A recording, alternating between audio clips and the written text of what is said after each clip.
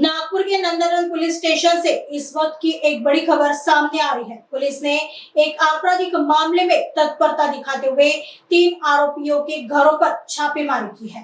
खास बात यह है कि बंदोबस्त के बावजूद पुलिस ने सीमित संसाधनों के साथ इस कार्रवाई को अंजाम दिया। पुलिस ने आज 3 मुख्य आरोपियों के घरों की तलाशी ली। इन आरोपियों के नाम वैभव अशोक तन्नलवार, संकेत गुलाबराव वंजारी, तुषार दिलीप परसापुरे बताया जा रहा है। आगे की जांच नंदनवन पुलिस कर रही है। माननीय पोलीस आयुक्त सर तसेच joint CP sir, additional CP south region, DCP zone 4 आणि एसीपी सक्करदरा यांच्या मार्गदर्शनाखाली पोलीस स्टेशन नंदनवन या ठिकाणी 592/2025 हा कलम 109 3 याप्रमाणे दाखल होता। सदर गुन्ह्यामध्ये 3 आरोपी होते, वैभव तन्नलवार, त्यानंतर वंजारी आणि एक तुषार म्हणून असे 3 आरोपी होते।